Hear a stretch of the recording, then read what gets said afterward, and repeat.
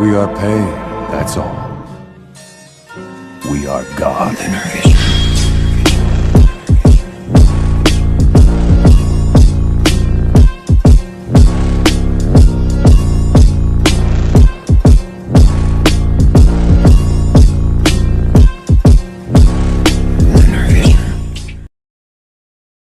Asuma Sarutobi rođen je u jednom od najpoznatijih klanova Konohagakure. Njegovo prezime nosilo je ogromnu težinu – Sarutobi. Asuma je bio sin Hiruzena Sarutobija, čoveka koji će postati treći Hokage i jedan od najpoznatijih shinobija u istoriji Konohe. Zbog toga Asuma od samog rođenja nije imao život običnog deteta. Odrastao je u porodici koja je bila veoma blisko povezana sa samim vrhom sela. Njegov otac nije bio samo moćan shinobi. Hiruzen je bio čovjek koji je nosio odgovornost za živote čitavog sela. Asuma je zbog toga odrastao u senci Hokagea. Od njega se očekivalo da bude snažan, disciplinovan i da dostojno predstavlja ime Sarutobi. Još kao dete pokazivao je veliki talenat za ninjutsu i borbu. Vremenom je postao shinobi Konohe i prošao kroz sve faze ninja obuke. Postao je genin, zatim chunin, a na kraju i jonin. Međutim, Asuma nije želeo da zauvek bude poznat samo kao sin trećeg Hokagea. Želeo je da pronađe sopstveni put. Njegov odnos sa ocem zato nije uvek bio jednostavan. Hiruzen je verovao u volju vatre. Sa njega je selo bilo poput velike porodice, a pravi shinobi morao je biti spreman da zaštiti one koji dolaze posle njega. Asuma je razumeo njegove ideale, ali kao mlad čovjek nije uvek mogao da ih prihvati. U jednom trenutku odlučio je da napusti Konohu. Otišao je daleko od sela i pridružio se elitnoj grupi poznatoj kao 12 čuvara nacije vatre. Tamo je trebalo da štiti daimioa zemlje vatre. Ali upravo tokom tog perioda, Asuma će početi da shvata šta zaista znači štititi druge. 12 čuvara nacije vatre bili su elitni shinobi čiji je zadatak bio da štite daimioa zemlje vatre. Asuma je bio jedan od njih. Međutim, među članovima grupe postojala su različita mišljenja o tome kako bi budućnost zemlje vatre trebalo da izgleda. Neki su verovali da je potrebno promeniti postojeći sistem i bili su spremni da se suprotstave čak i Konohi. Asuma nije prihvatio takvu ideologiju. Došlo je do sukoba između članova čuvara, a grupa se na kraju raspala. Asuma se vratio u Konohu. Ali čovek koji se vratio više nije bio isti mladi shinobi koji je nekada napustio selo. Iskustva koje je stekao promenila su njegov pogled na život. Počeo je da razume ono što je njegov otac godinama pokušavao da mu objasni. Volja vatre nije značila samo borbu za selo. Značila je zaštitu budućih generacija. Shinobi ne mora da dočeka kraj svih ratova da bi ostavio trag. Dovoljno je da zaštiti one koji će nastaviti njegov put. Nakon povratka u Konohu, Asuma je nastavio svoj razvoj kao shinobi. Postao je iskusan jonin i jedan od sposobnijih boraca sela. Posebno je bio poznat po borbi sa čakra sečivima. Njegova specijalna sečiva bila su napravljena tako da kroz njih može da provodi čakru. Asuma je posjedovao prirodu vetra. Kada bi svoju čakru vetra ubacio u sečiva, njihove oštrice postajale su mnogo duže i oštrije. Protivnik često nije mogao ni da predvidi koliko daleko Asuma zapravo može da ga povredi. Ali njegova najveća uloga tek je dolazila. Asuma će postati učitelj nove generacije. Asuma je dobio zadatak da vodi jednu od najvažnijih grupa mladih shinobija u Konohi. Njegov tim činili su Ino Yamanaka, Shikamaru Nara i Choji Akimichi. Zajedno su predstavljali novu generaciju čuvenog Ino Shikacho trija. Asuma je veoma brzo shvatio da njegovi učenici imaju potpuno različite karaktere. Ino je bila samouverena, takmičarski nastrojena i želela je da postane sve bolja. Choji je bio veoma osjećajan i često je sumnjao u sebe. Shikamaru je bio neverovatno inteligentan. ali je istovremeno bio jedan od najlenijih mladih šinobija u selu. Asuma je zato morao da pronađe način da svakog od njih razvije posebno. Nije bio učitelj koji je samo izdavao naređenja. Pokušavao je da razume svoje učenike. Sa Shikamaruom je često igrao shogi. Kroz tu igru učio ga je da razmišlja unaprijed i da posmatra celu situaciju, a ne samo trenutni potez. Asuma je znao da Shikamaru posjeduje ogroman potencijal, samo mu je trebalo pokazati kako da ga koristi. Choi je učio da veruje u sebe. Ino je učio da svoje emocije pretvori u snagu. A svima njima pokušavao je da prenese ono što je sam naučio tokom svog života. Da pravi shinobi ne postoji samo zbog sebe. On mora biti spreman da zaštiti ljude koji su mu važni. Upravo zato je Asuma vremenom postao mnogo više od običnog učitelja. Za Ino, Shikamarua i Choia postao je osoba koje su verovali. A onda je Asumin život dobio još jedan važan deo. Asuma je tokom godina postao blizak sa Kurenai Yuhi. Kurenai je bila Jonin Konohe i jedna od najboljih korisnica genjutsua u selu. Kao i Asuma, i ona je bila učitelj mladih shinobija. Njih dvoje su se dobro razumeli jer su oboje znali koliko težak može biti život jednog shinobija. Njihov odnos vremenom je postao mnogo više od prijateljstva. Asuma i Kurenai su se zaljubili. Njihova veza bila je jedna od najlepših, ali i najtragičnijih priča u Naruto svetu. Asuma je trebalo da postane otac. Po prvi put u svom životu imao je nešto što je bilo potpuno njegovo. Porodicu koju je sam izgradio. Ali tada je u njegov životu ušao Akatsuki. Asuma je zajedno sa svojim učenicima došao u sukob sa dvojicom veoma opasnih članova organizacije. To su bili Hidan i Kakuzu. U početku niko nije mogao da pretpostavi koliko će ova borba biti strašna. Asuma je bio iskusan jonin i veoma opasan borac. Njegova čakra sečiva omogućavala su mu da se bori na maloj udaljenosti, dok je Wind Release dodatno povećavao njihovu moć. Ali Hidan je posjedovao jednu od najčudnijih i najopasnijih sposobnosti u čitavom Naruto svetu. Bio je gotovo nemoguće ubiti ga običnim putem. Njegova tehnika bila je povezana sa ritualom posvećenim Jašinu.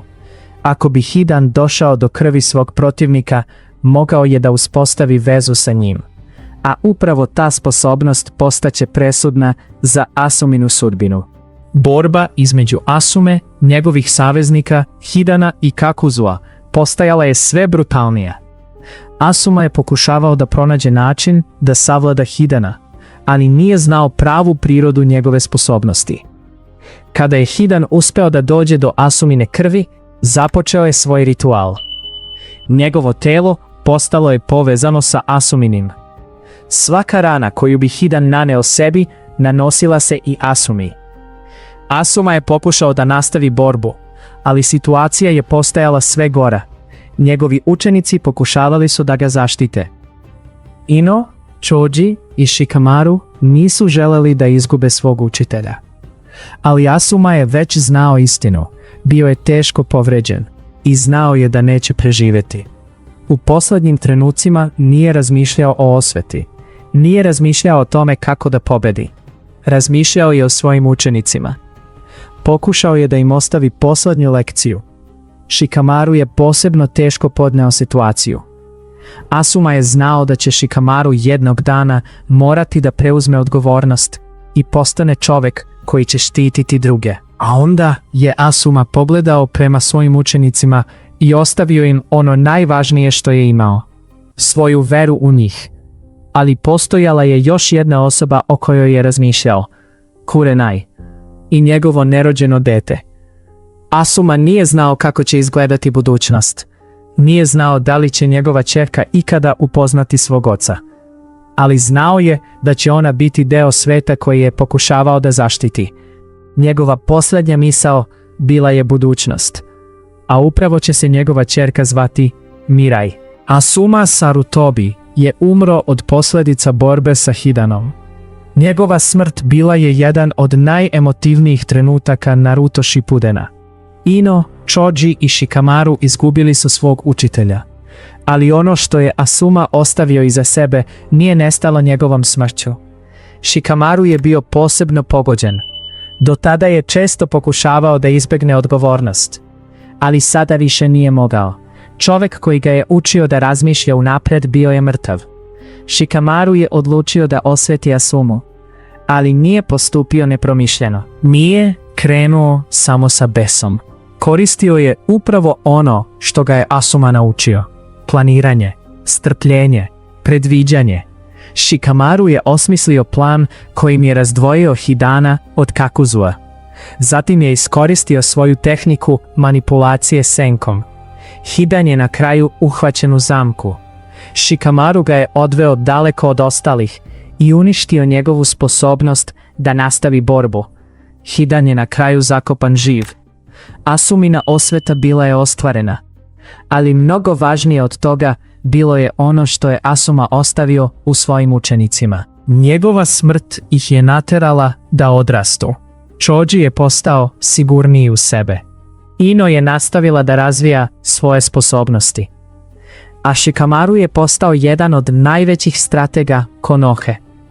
Asuma je uspeo da uradi ono što je svaki pravi učitelj želeo. Stvorio je učenike koji će jednog dana moći da nastave bez njega. Asumina priča nije završena njegovom smrću. Kurenai je rodila njegovu ćerku. Dobila je ime Mirai Sarutobi. Ime Mirai znači budućnost. I to ime savršeno opisuje Asuminu priču. On nije dočekao da vidi svoju ćerku kako odrasta. Nije mogao da je trenira. Nije mogao da joj priča priče. Nije mogao da bude njen otac u svakodnevnom životu. Ali njegova volja vatre nastavila je da živi kroz nju. Mirai je odrasla kao shinobi Konohe. Nasledila je prezime Sarutobi i nastavila put svoje porodice. U Boruto eri postala je važan shinobi nove generacije. Shikamaru je također ostao povezan sa njom i predstavljao jednu od važnih osoba u njenom životu. Asuma je na taj način ostao prisutan kroz ljude koje je voleo i učio. Njegova priča se može posmatrati kroz 3 generacije. Hiruzen Sarutobi, Asuma Sarutobi, Mirai Sarutobi. 3 generacije koje povezuje ista ideja, volja vatre. Tokom 4. velikog ninja rata, Kabuto Yakushi je koristio zabranjenu tehniku Edo Tensei kako bi vratio veliki broj mrtvih shinobija. Među njima se nalazio i Asuma Sarutobi. Čovjek koji je godinama bio mrtav, ponovo je stajao pred svojim učenicima. Ali ovaj put nije bio isti Asuma kojeg su poznavali. Njegovo telo bilo je oživljeno tehnikom Edo Tenseija, dok je njegova duša bila pod kontrolom onoga ko je koristio tehniku. Asuma je postavljen na bojno polje kao neprijatelj, a protiv njega su se našli upravo ljudi koje je nekada trenirao. Ino, Shikamaru i Choi. Za njih je ovo bio jedan od najtežih trenutaka rata. Ponovo su vidjeli svog učitelja, ali sada su morali da se bore protiv njega. Asuma je i dalje posjedovao svoje sposobnosti, uključujući čakra sečiva i wind release. Njegova borbena sposobnost bila je ogromna, ali ono što je ovu borbu činilo posebnom nije bila snaga. Bila je to činjenica da su se učenici borili protiv čoveka koji im je nekada bio najvažniji učitelj. Shikamaru je tada morao da uradi nešto što mu je bilo gotovo nezamislivo. Morao je da zaustavi Asumu. Ali umjesto da ga samo pobede, Ino, Shikamaru i Choji pokušali su da mu se približe kao učenici. Koristili su ono što ih je Asuma godinama učio. Radili su zajedno, verovali jedni drugima i pokazali da su konačno odrasli u shinobije kakve je Asuma želeo da postanu.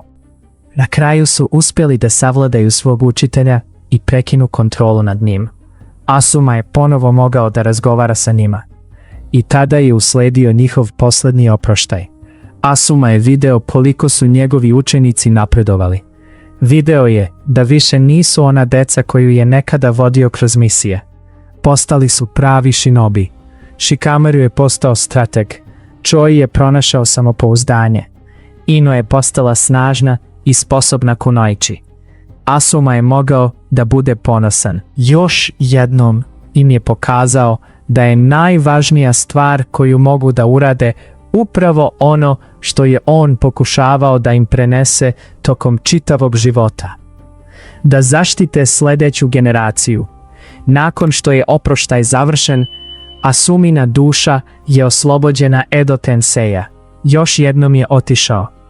Ali ovaj put njegovi učenici nisu ostali slomljeni. Ostali su sa njegovim učenjima. I možda je upravo to bio pravi završetak Asumine priče.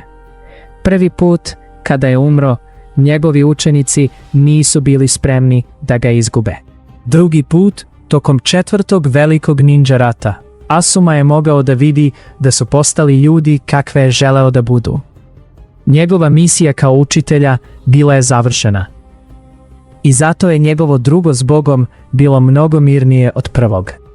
Asuma Sarutobi nikada nije bio najjači shinobi u Naruto svetu. Nije imao Sharingan, nije imao Byakugan, nije bio Jinchuriki, nije posjedovao ogromne količine čakre, nije mogao da uništi čitavu planinu jednom tehnikom. Ali njegova vrednost nikada nije bila samo u borbenoj snazi. Asuma je bio čovjek koji je razumeo šta znači ostaviti nešto iza sebe. Kada je shvatio da će umreti, nije pokušao da se predstavi kao nepobedivi heroj. Nije razmišljao samo o sebi. Razmišljao je o ljudima koji će ostati posle njega. O Ino, o Chojiju, o Shikamaru, o Kurenai i o ćerki koju nikada neće upoznati. Njegova najveća snaga bila je u tome što je umeo da prenese svoje znanje na sljedeću generaciju. Shikamaru je kasnije postao jedan od najvažnijih stratega Konohe. Inu je postala veoma važan shinobi svog klana. Choji je nastavio tradiciju Akimichi klana. A Mirai je nastavila put Sarutobija. Asuma je zato ostavio nešto mnogo važnije od pobjeda. Ostavio je ljude koji su nastavili da žive i bore se zahvaljujući njegovim učenjima. Njegova smrt nije bila kraj, bila je početak nove generacije. I upravo zato Asuma Sarutobi ostaje jedan od najvažnijih učitelja u Naruto svetu. Jer pravi shinobi možda ne živi zauvek, ali njegova volja može. A Asumina volja vatre nastavila je da živi kroz njegove učenike, njegovu ćerku i sve one koje je tokom života zaštitio. We are paid, that's all. We are God.